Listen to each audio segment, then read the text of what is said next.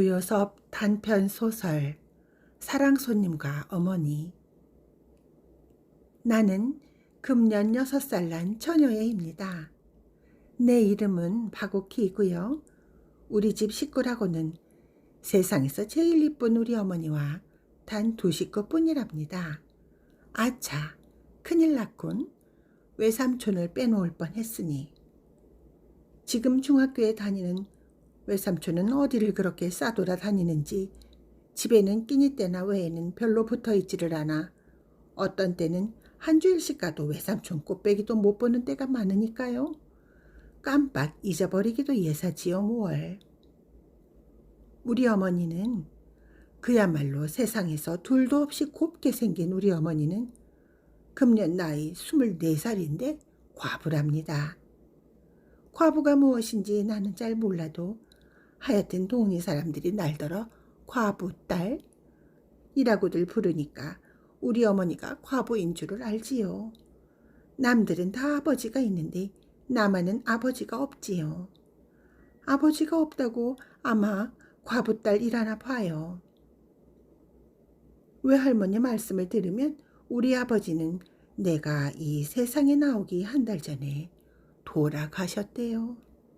우리 어머니와 결혼한 지는 1년 만이고요. 우리 아버지의 본집은 어디 멀리 있는데 마침 이 동네 학교에 교사로 오게 되기 때문에 결혼 후에도 우리 어머니는 시집으로 가지 않고 여기 이 집을 사고 바로 이 집은 우리 외할머니 댁 옆집이지요. 여기서 살다가 1년이 못 되어 갑자기 돌아가셨대요. 내가 세상에 나오기도 전에 아버지는 돌아가셨다니까 나는 아버지 얼굴도 못 배웠지요. 그러기에 아무리 생각해 보아도 아버지 생각은 안 나요. 아버지 사진이라는 사진은 한두 번 보았지요. 참말로 훌륭한 얼굴이야요. 아버지가 살아계시다면 참말로 이 세상에서 제일 가는 잘난 아버지일 거야요. 그런 아버지를 보지 못한 것은 참으로 분한 일이야요. 그 사진도 본 지가 퍽오래 되었는데 이전에는 그 사진을 늘 어머니 책상 위에 놓아두시더니 외할머니가 오시면 오실 때마다 그 사진을 치우라고 늘 말씀하셨는데 지금은 그 사진이 어디 있는지 없어졌어요. 언젠가 한번 어머니가 나 없는 동안에 몰래 장롱 속에서 무엇을 꺼내 보시다가 내가 들어오니까 얼른 장롱 속에 감추는 것을 내가 보았는데 그게 아버지 사진인 것 같았어요. 아버지가 돌아가시기 전에 우리가 먹고 살 것을 남겨놓고 가셨대요. 작년 여름에 아니로군 가을이 다 되어서군요. 하루는 어머니를 따라서 저 여기서 한 심리 나아가서 조그만 산이 있는 데를 가서 거기서 밤도 따먹고 또 그 산 밑에 조가집에 가서 닭고기국을 먹고 왔는데 거기 있는 땅이 우리 땅이래요. 거기서 나는 추수로 밥이나 굶지 않게 된다고요. 그래도 반찬 사고 과자 사고 할 돈은 없대요. 그래서 어머니가 다른 사람의 바느질을 맡아서 해주지요. 바느질을 해서 돈을 벌어서 그걸로 청어도 사고 달걀도 사고 내가 먹을 사탕도 사고 한다고요. 그리고 우리 집 정말 식구는 어머니와 나와 단둘뿐인데 아버님이 계시던 사랑방이 비어 있으니까 그 방도 쓸 겸 또 어머니의 잔 심부름도 해줄 겸 해서 우리 외삼촌이 사랑방에 와 있게 되었대요. 금년 봄에는 나를 유치원에 보내준다고 해서 나는 너무나 좋아서 동무 아이들한테 실컷 자랑을 하고 나서 집으로 돌아오노라니까 사랑해서 큰 외삼촌이 우리 집 사랑에 와 있는 외삼촌의 형님 말이에요. 웬 한 낯선 사람 하나 와 앉아서 이야기를 하고 있었습니다. 큰 외삼촌이 나를 보더니 오키야 하고 부르겠지요. 오키야 이리 온. 와서 이 아저씨께 인사드려라. 나는 어째 부끄러워서 비슬비슬하니까 그 낯선 손님이 그 아기 참 곱다. 자네 조카 딸인가? 하고 큰 외삼촌 또로 묻겠지요. 그러니까 큰 외삼촌은 내 누이의 딸.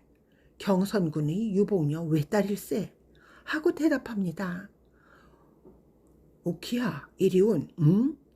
그 눈은 꼭 아버지를 닮았네 그려 하고 낯선 손님이 말합니다. 자 오키야 커다란 처녀가 왜 저 모양이야? 어서 와서 이 아저씨께 인사해요. 너희 아버지의 옛날 친구신데 오늘부터 이 사랑이 계실 텐데 인사 여쭙고 지내도와야지. 나는 이 낯선 손님이 사랑에 계시게 된다는 말을 듣고 갑자기 즐거워졌습니다. 그래서 그 아저씨 앞에 가서 사부시 절을 하고는 그냥 앞마당으로 뛰어들어왔지요. 그 낯선 아저씨와 큰 외삼촌은 소리를 크게 내서 웃더군요. 나는 안방으로 들어오는 나름으로 어머니를 붙들고 엄마, 사랑방에 큰 삼촌이 아저씨를 하나 데리고 왔는데 그 아저씨가 이제 사랑에 있는데 하고 법석을 하니까 그래 하고 어머니는 벌써 안다는 듯이 대수롭지 않게 대답을 하더군요. 그래서 나는 언제부터 와 있나 하고 물으니까 오늘부터. 그 좋아 하고 내가 손뼉을 치니까 어머니는 내 손을 꼭 붙잡으면서 왜 이리 수선이야? 그럼 작은 외삼촌은 어디로 가나? 외삼촌도 사랑에 계시지. 그럼 둘이 있나? 한 방에 둘이 있어? 왜 장집은 닫고 외삼촌은 아랫방에 계시고 그 아저씨는 윗방에 계시고 그러지. 나는 그 아저씨가 어떠한 사람인지는 몰랐으나 첫날부터 내게는 퍽 고맙게 굴고 나도 그 아저씨가 꼭 마음에 들었어요. 어른들이 저희끼리 말하는 것을 들으니까 그 아저씨는 돌아가신 우리 아버지와 어렸을 적 친구라고요. 어디 먼 데 가서 공부를 하다가 요새 돌아왔는데 우리 동리 학교 교사로 오게 되었대요. 또 우리 큰 외삼촌과도 동무인데 이 동리에는 하숙도 별로 깨끗한 곳이 없고 해서 윗사랑으로 와 계시게 되었다고요. 또 우리도 그 아저씨한테서 밥값을 받으면 살림에 보탬도 좀 되고 한다고요. 그 아저씨는 그림책들을 얼마든지 가지고 있어요. 내가 사랑방으로 나가면 그 아저씨는 나를 무릎에 앉히고 그림책들을 보여줍니다. 또 가끔 과자도 주고요. 어느 날은 점심을 먹고 이내 살그머니 사랑에 나가보니까 아저씨는 그때야 점심을 잡수셔요. 그래 가만히 앉아서 점심 잡수는 걸 구경하고 있노라니까 아저씨가 오키는 어떤 반찬을 제일 좋아하누? 하고 묻겠지요. 그래 삶은 달걀을 좋아한다고 했더니 마침 상에 놓인 삶은 달걀을 하나를 집어주면서 나더러 먹으라고 합니다. 나는 그 달걀을 벗겨 먹으면서 아저씨는 무슨 반찬이 제일 맛나우? 하고 물으니까 그는 한참이나 빙그레 웃고 있더니 나도 삶은 달걀 하겠지요. 나는 좋아서 손뼉을 짤깍짤깍 치고 나와 같네.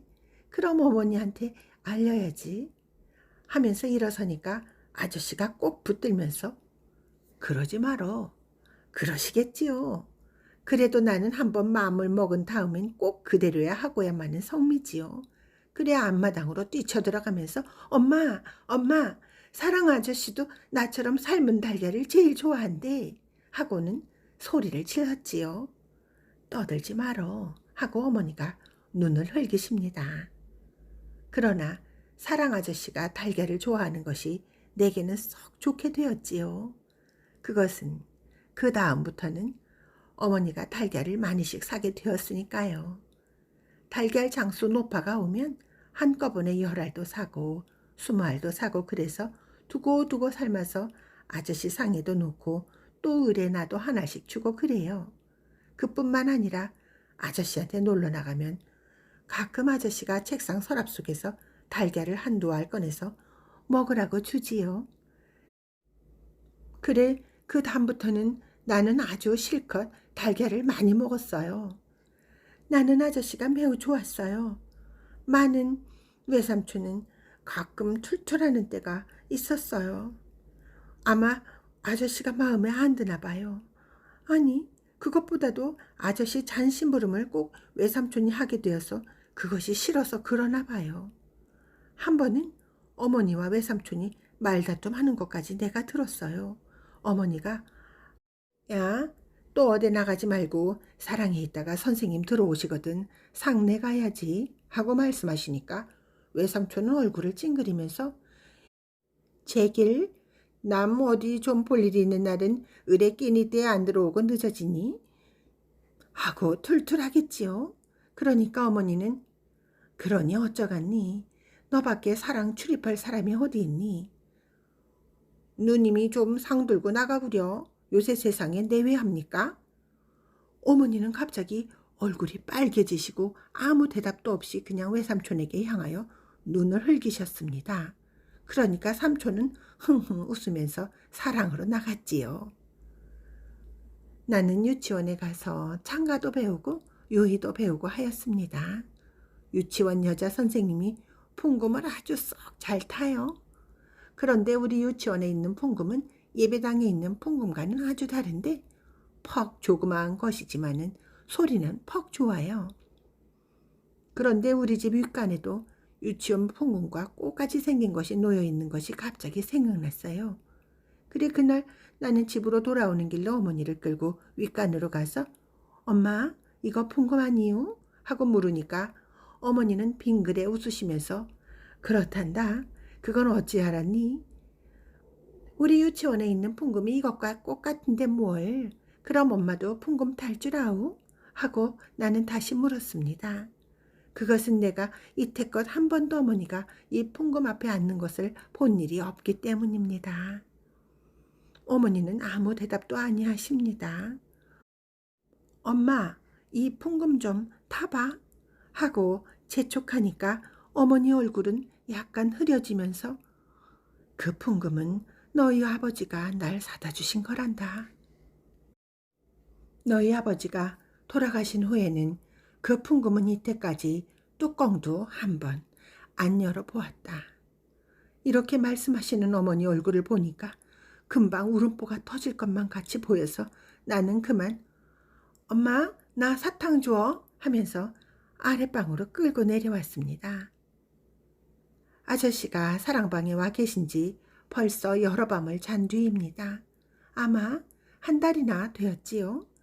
나는 거의 매일 아저씨 방에 놀러 갔습니다. 어머니는 나더러 그렇게 가서 귀찮게 굴면 못 쓴다고 가끔 꾸지람을 하시지만 정말인즉 나는 조금도 아저씨를 귀찮게 굴지는 않았습니다. 도리어 아저씨가 나를 귀찮게 굴었지요. 오키 눈은 아저씨 닮았다. 고 고운 코는 아마 어머니를 닮았지. 고 입하고 그러냐 안 그러냐. 어머니도 오키처럼 곱지. 이렇게 여러 가지로 물을 적도 있었습니다. 그래서 나는 아저씨 입대 우리 엄마 못 봤소? 하고 물었더니 아저씨는 잠잠합니다. 그래 나는 우리 엄마 보러 들어갈까? 하면서 아버지 소매를 잡아당겼더니 아저씨는 펄쩍 뛰면서 아니 안 돼. 난 지금 분주해서 하면서 나를 잡아 끌었습니다. 그러나 정말로는 무슨 그리 분주하지도 않은 모양이었어요. 그러기 나도록 하란 말도 않고 그냥 나를 붙들고 앉아서 머리도 쓰다듬어주고 뺨에 입도 맞추고 하면서 요 저고리 누가 해주지? 밤에 엄마하고 한자리에서 자니? 하는 등 쓸데없는 말만 자꾸만 물었지요. 그러나 웬일인지 나를 그렇게도 귀해해 주던 아저씨도 아랫방에 외삼촌이 들어오면 갑자기 태도가 달라지지요. 이것저것 묻지도 않고 나를 꼭 껴안지도 않고 점잖게 앉아서 그림책이나 보여주시고 그러지요. 아마 아저씨가 우리 외삼촌을 무서워하나 봐요. 하여튼 어머니는 나더러 너무 아저씨를 귀찮게 한다고 어떤 때는 저녁 먹고 나서 나를 방 안에 가두어 두고 못 나가게 하는 때도 덜어 있었습니다. 그러나 조금 있다가 어머니가 바느질에 정신이 팔려서 골말하고 있을 때 몰래 가만히 일어나서 나오지요. 그러나 그런 때는 어머니는 골은 아니 내시고 이리 와서 머리 빗고 하고 끌어다가 머리를 다시 곱게 따주시지요. 머리를 곱게 따고 가야지. 그렇게 되는 대로 하고 가면 아저씨가 숭보시지 않니? 하시면서 또 어떤 때는 머리를 다 따주시고는 저고리가 이게 무엇냐? 하시면서 새 저고리를 내어주시는 때도 있었습니다. 어떤 토요일 오후였습니다. 아저씨는 나더러 뒷동산에 올라가자고 하셨습니다. 나는 너무 좋아서 가자고 그러니까 아저씨가 들어가서 어머니께 허락받고 온 하십니다. 참 그렇습니다.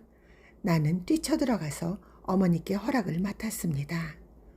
어머니는 내 얼굴을 다시 세수시켜주고 머리도 다시 닦고 그러고 나서는 나를 아스러지도록 한번 몹시 껴안았다가 놓아주었습니다.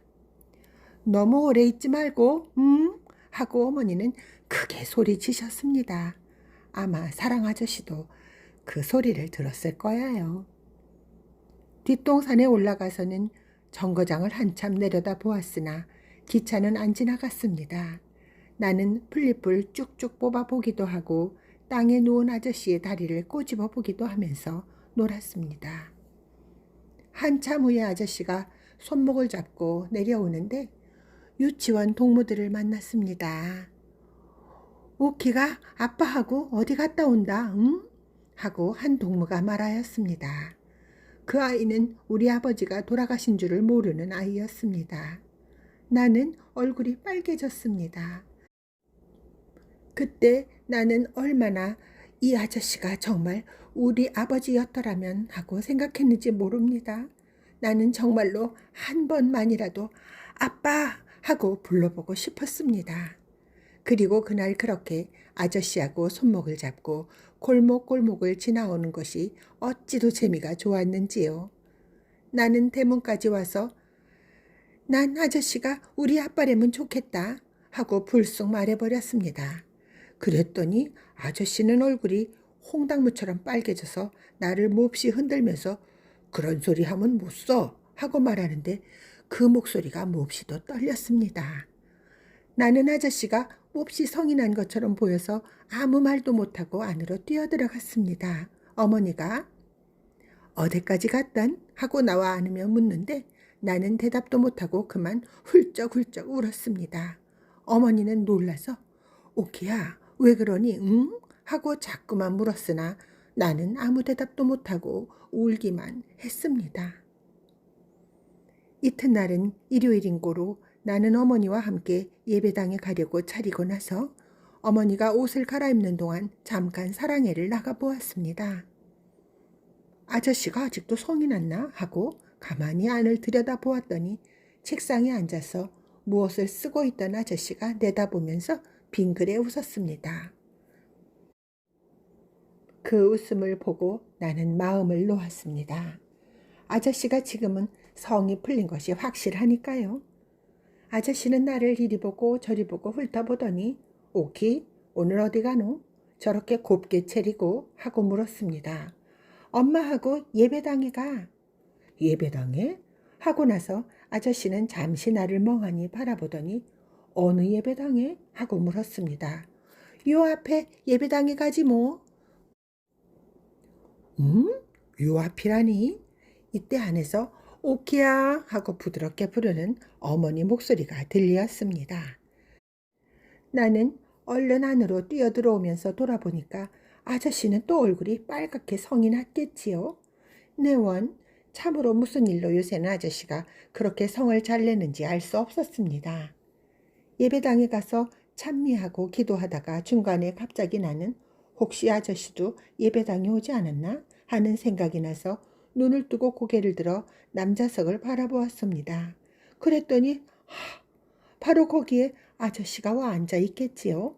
그런데 아저씨는 어른이면서도 눈 감고 기도하지 않고 우리들처럼 눈을 뻔히 뜨고 여기저기 두리번 바라봅니다. 나는 얼른 아저씨를 알아보았는데 아저씨는 나를 못 알아보았는지 내가 방글에 웃어 보여도 웃지도 않고 멀거니 보고만 있겠지요. 그래 나는 손을 흔들었지요.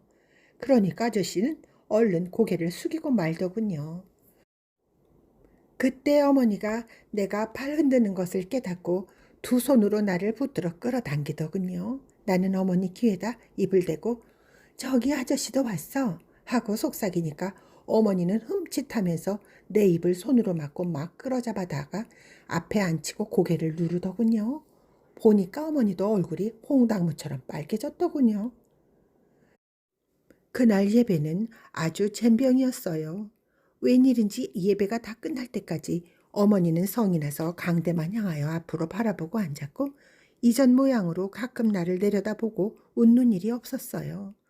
그리고 아저씨를 보려고 남좌석을 바라보아도 아저씨도 한 번도 바라다 보아주지 않고 성이 나서 앉아있고 어머니는 나를 보지도 않고 공연히 꽉꽉 잡아당기지요. 왜 모두들 그리 성이 났는지. 나는 그만 으아 하고 한번 울고 싶었어요. 그러나 바로 멀지 않은 곳에 유치원 선생님이 앉아있는 고로 울고 싶은 것을 아주 억지로 참았답니다. 내가 유치원에 입학한 후 처음 얼마 동안은 유치원에 갈 때나 올 때나 외삼촌이 바래다 주었습니다. 그러나 여러 번을 자고 난 뒤에는 나 혼자서도 넉넉히 다니게 되었지요. 그러나 내가 유치원에서 돌아오는 때이면 어머니가 옆대문, 우리 집에는 대문이 사랑대문과 옆대문 둘이 있어서 어머니는 늘 이 옆대문으로만 출입하시는 것이었습니다. 밖에 기다리고 섰다가 내가 다름질 척하면 안고 집 안으로 들어가곤 하는 것이었습니다. 그런데 하루는 어쩐 일인지 어머니가 대문간에 보이지를 않겠지요. 어떻게도 화가 나던지요. 물론 머릿속으로는 아마 외할머니 댁에 가셨나 보다 하고 생각하였지만은 하여튼 내가 돌아왔는데 문간에서 기다리지 않고 집을 떠났다는 것이 몹시 나쁘게 생각되더군요. 그래서 속으로 오늘 엄마를 좀 골려야겠다 하고 생각하고 있는데 옆대문 밖에서 아이고 얘가 원 벌써 왔나? 하는 어머니의 목소리가 들리더군요. 그 순간 나는 얼른 신을 벗어들고 안방으로 뛰어들어가서 벽장문을 열고 그 속에 들어가서 숨어버렸습니다. 오키야? 오키 너 여태 안 왔니? 하는 어머니의 목소리가 바로 뜰에서 나더니 여태 안 왔군 하면서 밖으로 나가는 모양이었습니다. 나는 재미가 나서 혼자 후후 후후 웃었습니다. 한참을 있더니 집에서는 온통이 하단이 났습니다. 어머니 목소리도 들리고 외할머니 목소리도 들리고 외삼촌 목소리도 들리고 글쎄 하루 종일 집이라고는 안 떠났다가 오키 유치원 파하고 오면 먹일 과자가 없기에 어머님 댁에 잠깐 갔다 왔는데 코동안에 이런 변이 생긴 걸 하는 것은 어머니 목소리. 글쎄 유치원에서 벌써 20분 전에 떠났는데 원 중간에서 하는 것은 외할머니 목소리. 하여튼 내 나가서 돌아댕겨 보리다 원. 그것이 어딜 갔담? 하는 것은 외삼촌의 목소리. 이윽고 어머니의 울음소리가 가늘게 들렸습니다. 외할머니는 무엇라고 중얼중얼 이야기하는 모양이었습니다. 이제 그만하고 나갈까 하고도 생각했으나 지난 주일날 예배당에서 성냈던 안가품을 해야지 하는 생각이 나서 나는 그냥 벽장 안에 누워 있었습니다. 벽장 안은 답답하고 더웠습니다. 그래서 이윽고 부지 중에 나는 슬며시 잠이 들고 말았습니다. 얼마 동안이나 잤는지요? 이윽고 잠을 깨어보니 아까 내가 벽장 안으로 들어왔던 것은 잊어버리고 참 이상스러운 데에 내가 누워있거든요. 어두컴컴하고 좁고 덥고 나는 무서운 생각이 나서 엉엉 울기 시작했지요. 그러자 갑자기 어디 가까운 데서 어머니의 외마디 소리가 나더니 벽장문이 벌컥 열리고 어머니가 달려들어서 나를 안아내렸습니다. 요망할 거사 하면서 어머니는 내 엉덩이를 대번 때렸습니다. 나는 더욱더 소리를 내서 울었습니다. 그때 어머니는 나를 끌어안고 어머니도 따라 울었습니다. 오키야, 오키야, 응, 인젠 괜찮다. 엄마 여기 있지 않니? 응, 울지 마라, 오키야. 엄마는 오키 하나면 그뿐이다.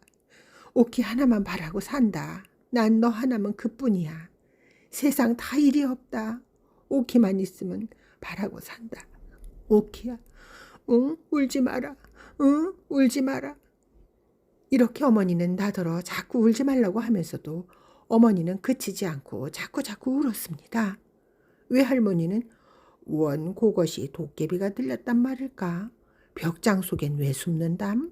하고 앉아있고 외삼촌은 에이 재수 매유다 하면서 밖으로 나갔습니다. 이튿날 유치원을 파하고 집으로 오게 된 때 나는 갑자기 어제 벽장 속에 숨었다가 어머니를 몹시 울게 했던 생각이 나서 집으로 돌아가기가 어쩐지 부끄러워졌습니다. 오늘은 어머니를 좀 기쁘게 해드려야 할 텐데 무엇을 갖다 드리면 기뻐할까 하고 생각하였습니다. 그러자 문득 유치원 안에 선생님 책상 위에 놓여있던 꽃병 생각이 났습니다. 그 꽃병에는 나는 이름도 모르나 곱고 빨간 꽃이 꽂혀 있었습니다. 그 꽃은 개나리도 아니고 진달래도 아니었습니다. 그런 꽃은 나도 잘 알고 또 그런 꽃은 벌써 피었다가 져버린 후였습니다. 무슨 서양 꽃이려니 하고 나는 생각하였습니다. 나는 우리 어머니가 꽃을 사랑하는 줄을 잘 압니다. 그래서 그 꽃을 갖다가 드리면 어머니가 몹시 기뻐하려니 하고 생각하였습니다. 그래서 나는 도로 유치원 방 안으로 들어갔습니다. 마침 방 안에는 아무도 없었습니다. 선생님도 잠깐 어디를 가셨는지 보이지 않았습니다. 그래 나는 그 꽃을 얼른 두어 개 빼들고 다름질쳐 나왔지요. 집에 오니 어머니는 문간에서 기다리고 있다가 나를 안고 들어왔습니다. 그 꽃은 어디서 났니? 퍽곱구나 하고 어머니가 말씀하셨습니다. 그러나 나는 갑자기 말문이 막혔습니다. 이걸 엄마 드리려고 유치원에서 가져왔어 하고 말하기가 어째 몹시 부끄러운 생각이 들었습니다.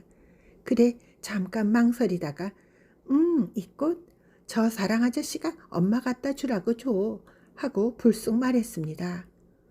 그런 거짓말이 어디서 그렇게 툭 튀어나왔는지 나도 모르지요. 꽃을 들고 냄새를 맡고 있던 어머니는 내 말이 끝나기가 무섭게 무엇에 몹시 놀란 사람처럼 화닥닥 하였습니다. 그러고는 금시에 어머니 얼굴이 그 꽃보다 더 빨갛게 되었습니다. 그 꽃을 든 어머니 손가락이 파르르 떠는 것을 나는 보았습니다. 어머니는 무슨 무서운 것을 생각하는 듯이 방 안을 휘 한번 둘러보시더니 오케야 그런 것 받아오면 안 돼 하고 말하는 목소리가 몹시 떨렸습니다. 나는 꽃을 그렇게도 좋아하는 어머니가 이 꽃을 받고 그처럼 성을 낼 줄은 참으로 뜻밖이었습니다. 어머니가 그렇게도 성을 내는 것을 보니까 그 꽃을 내가 가져왔다고 그러지 않고 아저씨가 주더라고 거짓말을 한 것이 참 잘 되었다고 나는 속으로 생각했습니다. 어머니가 성을 내는 까닭을 난 모르지만 하여튼 성을 낼 바에는 내게 내는 것보다 아저씨에게 내는 것이 내게는 나았기 때문입니다. 한참 있더니 어머니는 나를 방 안으로 데리고 들어와서 오케야, 너 이 꽃 이야기 아무 보고도 하지 마라, 응? 하고 타일러 주었습니다. 나는 응 하고 대답하면서 고개를 여러 번 까닥까닥 했습니다. 어머니가 그 꽃을 곧 내버릴 줄로 나는 생각했습니다마는 내버리지 않고 꽃병에 꽂아서 풍금 위에 놓아두었습니다.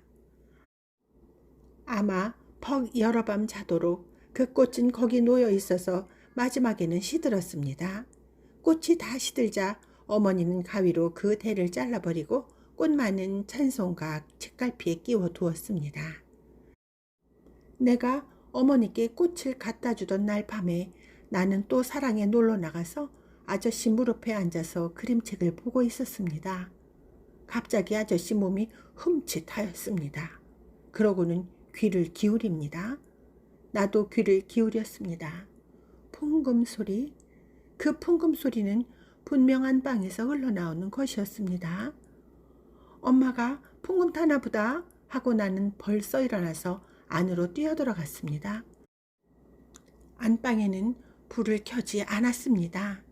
그러나 그때는 음력으로 보름께나 되어서 달이 낯같이 밝은데 은빛 같은 휜 달빛이 방 안 절반 가득히 차 있었습니다. 나는 그 흰 옷을 입은 어머니가 풍금 앞에 앉아서 고요히 풍금을 타는 것을 보았습니다. 나는 나이 지금 6살밖에 안 되었지만은 하여튼 어머니가 풍금을 타시는 것을 보는 것은 오늘이 처음이었습니다. 나는 어머니 곁으로 갔습니다마는 내가 곁에 온 것도 깨닫지 못하는지 그냥 까딱아니하고 앉아서 풍금을 탔습니다. 조금 있더니 어머니는 풍금 곡조에 맞추어서 노래를 부르기 시작하였습니다.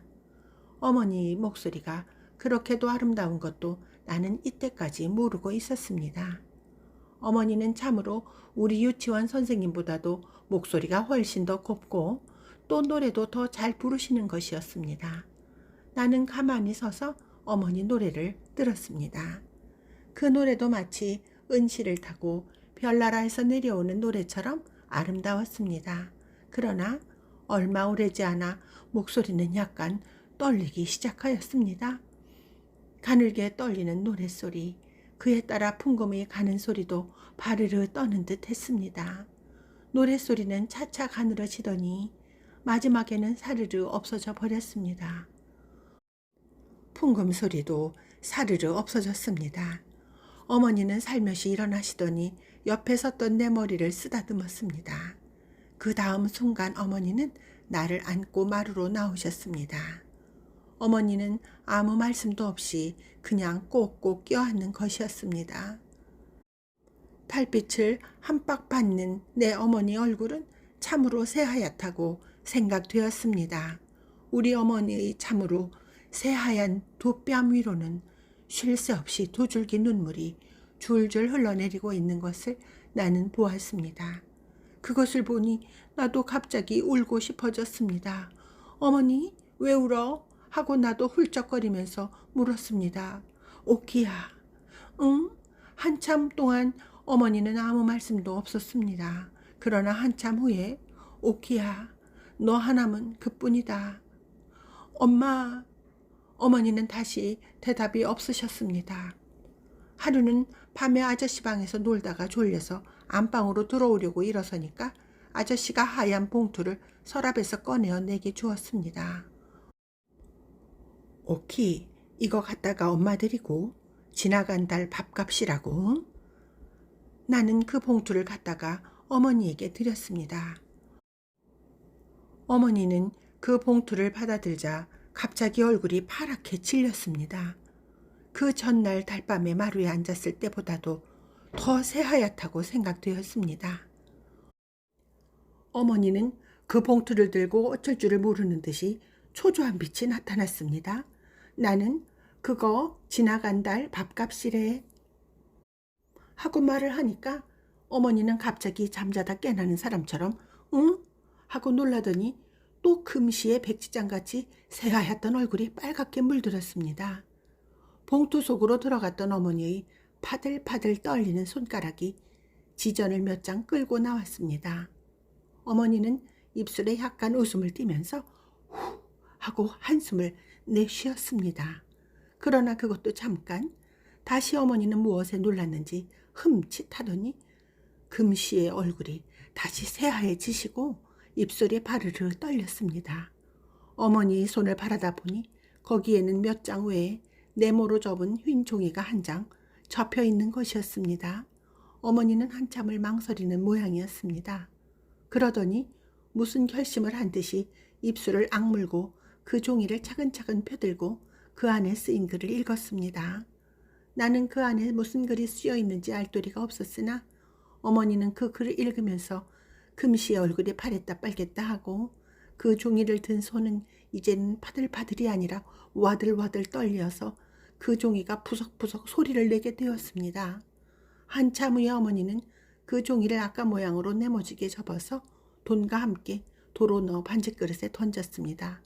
그러고는 정신 나간 사람처럼 멀거니 앉아서 전등만 쳐다보는데 어머니 가슴이 불룩불룩합니다.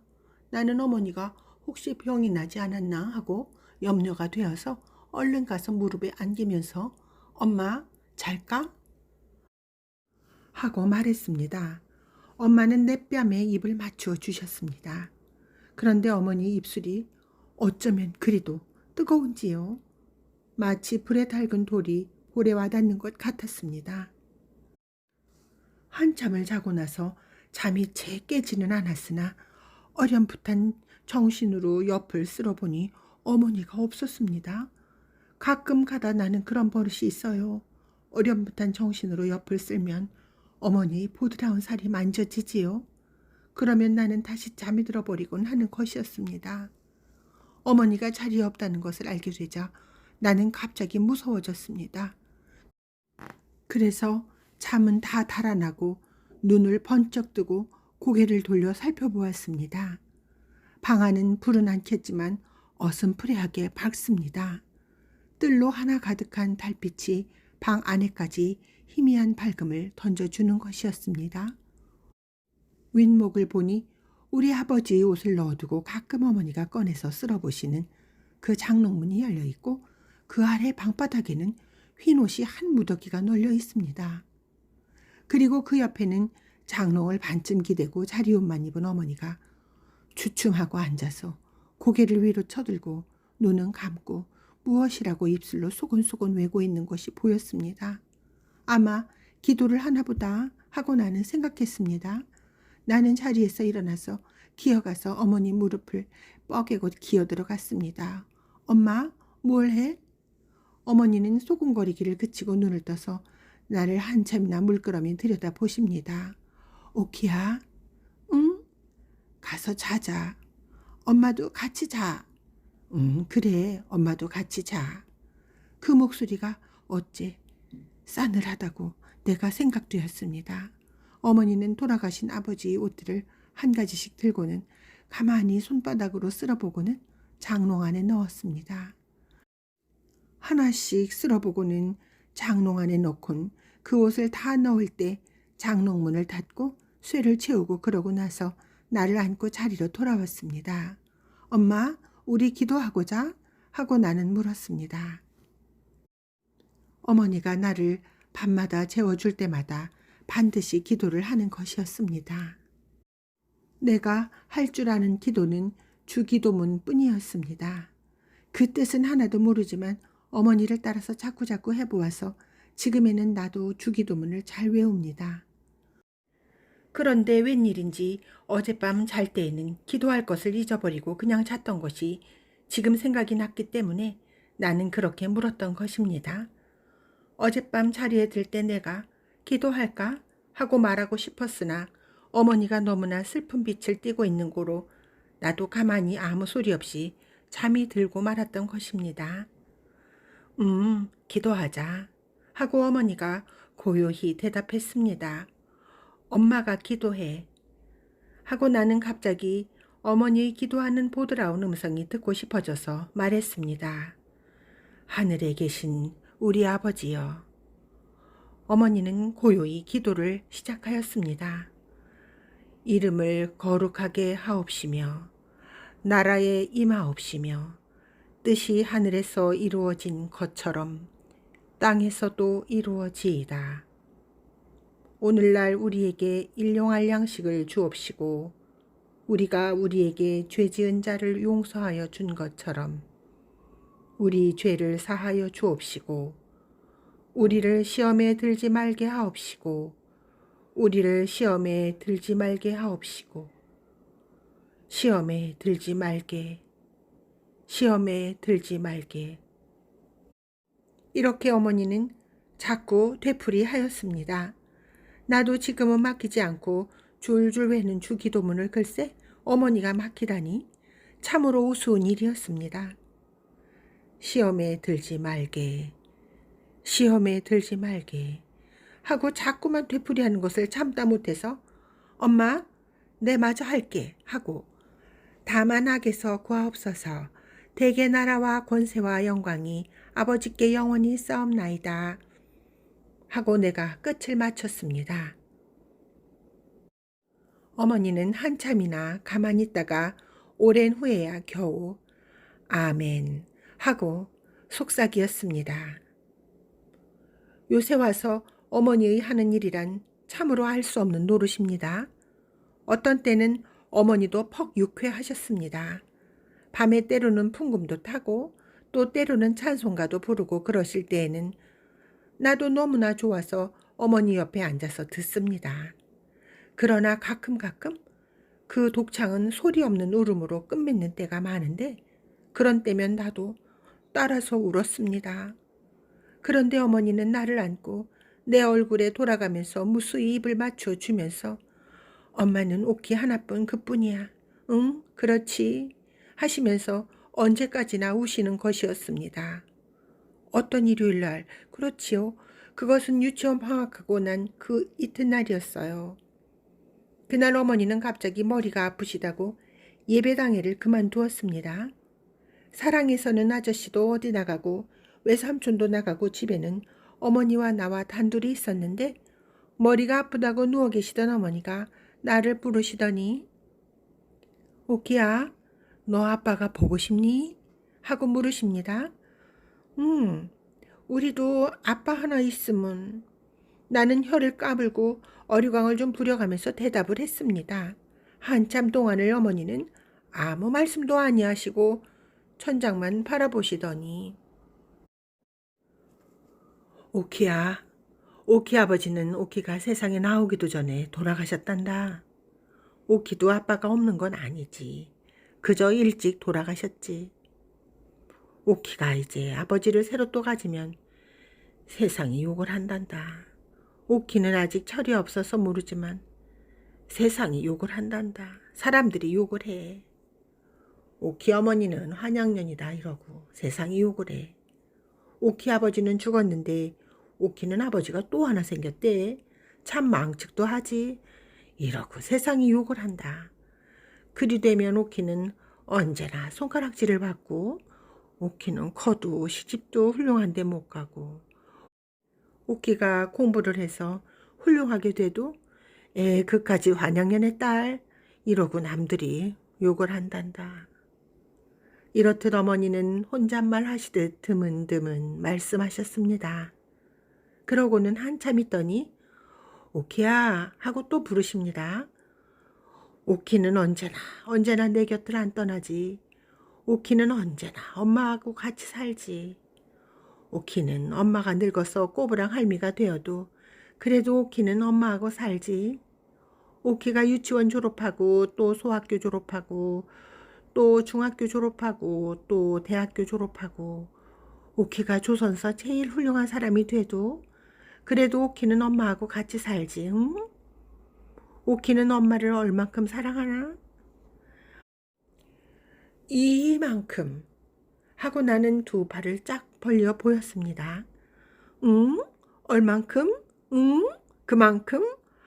언제나 오키는 엄마만 사랑하지. 그리고 공부도 잘하고 그리고 훌륭한 사람이 되고. 나는 어머니 목소리가 떨리는 것으로 보아 어머니가 또 올까봐 겁이 나서 엄마 이만큼 하면서 두 팔을 짝짝 벌렸습니다. 어머니는 울지 않으셨습니다. 그래. 오키 엄마는 오키 하나면 그뿐이야. 세상 다른 건 다 소용없어. 우리 오키 하나면 그만이야. 그렇지? 오키야? 어머니는 나를 당겨서 꼭 껴안고 내 가슴이 막혀 들어올 때까지 자꾸만 껴안아 주었습니다.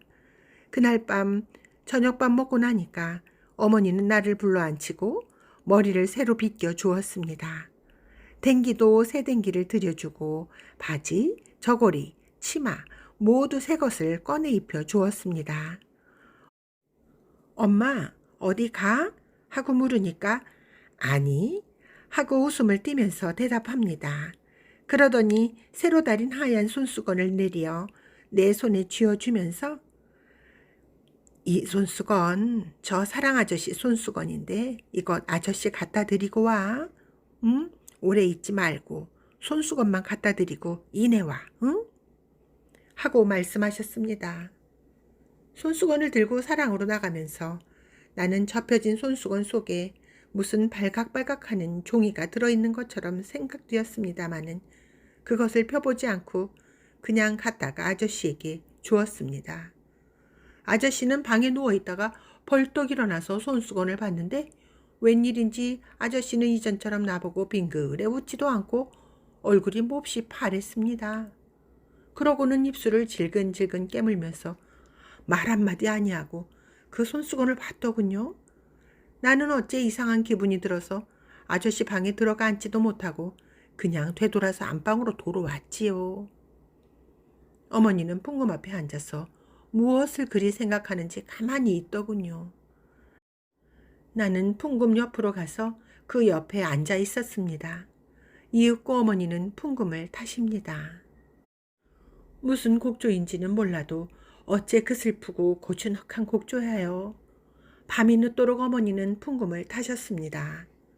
그 구슬프고 고즈넉한 곡조를 계속하고 또 계속하면서 여러 밤을 자고 난 어떤 날 오후에 나는 오래간만에 아저씨 방에 나가 보았더니 아저씨가 짐을 싸느라고 분주하겠지요. 내가 아저씨에게 손수건을 갖다 드린 다음부터는 웬일인지 아저씨가 나를 보아도 언제나 퍽 슬픈 사람, 무슨 근심이 있는 사람처럼 아무 말도 없이 나를 물끄러미 바라만 보고 있는 거로 나도 그리 자주 놀러 나가지 않았던 것입니다. 그랬었는데 이렇게 갑자기 짐 꾸리는 것을 보고 나는 놀랐습니다. 아저씨, 어디 가오? 멀리로 간다. 언제? 오늘. 기차 타고? 기차 타고. 갔다가 언제 또 오? 아저씨는 아무 대답도 없이 서랍에서 이쁜 인형을 하나 꺼내어 내게 주었습니다. 오키, 이것 가져. 응? 오키는 아저씨 가고 나면 아저씨 이내 잊어버리고 말겠지? 나는 갑자기 슬퍼졌습니다. 그래서 아니? 하고 얼른 대답하고 인형을 안고 안으로 들어갔습니다. 엄마, 이것 봐. 아저씨가 이거 나 줬다오. 아저씨가 오늘 기차 타고 먼 데로 간대. 하고 내가 말했으나 어머니는 대답이 없으십니다.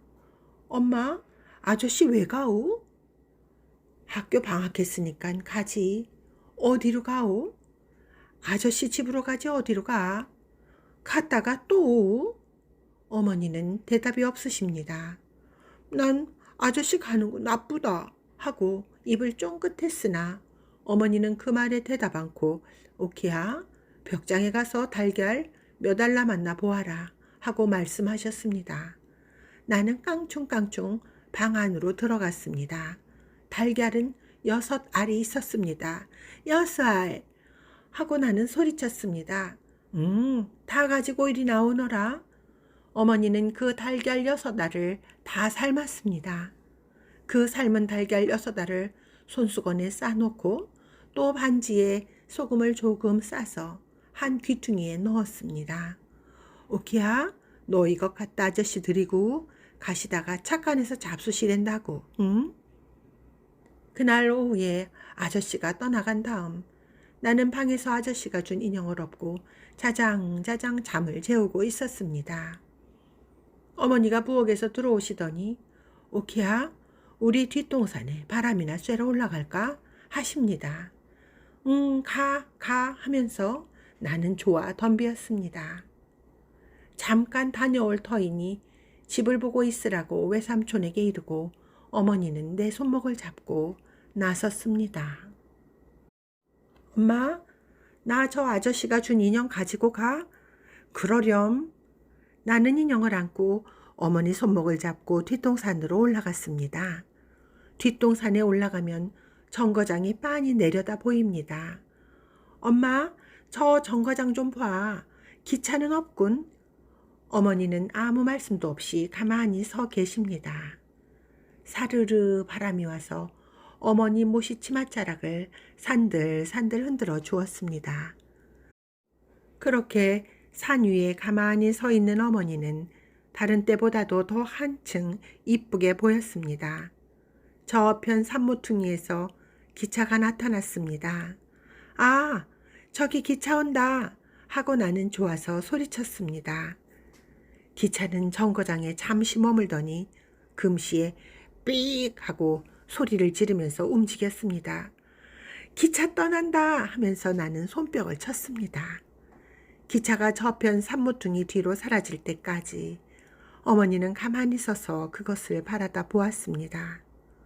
뒷동산에서 내려오자 어머니는 방으로 들어가시더니 이때까지 뚜껑을 늘 열어두었던 풍금 뚜껑을 닫으십니다. 그러고는 거기 쇠를 채우고 그 위에다가 이전 모양으로 반지 그릇을 얹어 놓으십니다. 그러고는 그 옆에 있는 찬송가 책을 맥없이 들고 뒤적뒤적 하시더니 빼빼 마른 꽃송이를 그 갈피에서 집어내시더니 오키야 이거 내다 버려라 하고 그 마른 꽃을 내게 주었습니다. 그 꽃은 내가 유치원에서 갔다가 어머니께 드렸던 그 꽃입니다. 그러자 옆대문이 삐걱하더니 달걀 사서 하고 매일 오는 달걀 장수 노파가 달걀 광주리를 이고 들어왔습니다. 인젠 우리 달걀 안 사요. 달걀 먹는 이가 없어요. 하시는 어머니는 맥이 한 푼어치도 없었습니다. 나는 어머니의 이 말씀에 놀라서 때를 좀 써보려 했으나 석양에 빤히 비치는 어머니 얼굴을 볼 때 그 용기가 없어지고 말았습니다. 그래서 아저씨가 주신 인형 귀에다가 내 입을 갖다 대고 가만히 속삭였습니다. 예, 우리 엄마가 거짓부리 썩 잘하누나. 내가 달걀 좋아하는 줄 알면서 생 먹을 사람이 없대누나. 때를 좀 쓰고 싶다만 저 우리 엄마 얼굴 좀 봐라. 어쩌면 저리도 새파래졌을까? 아마 어디가 아픈가 보다 라고요.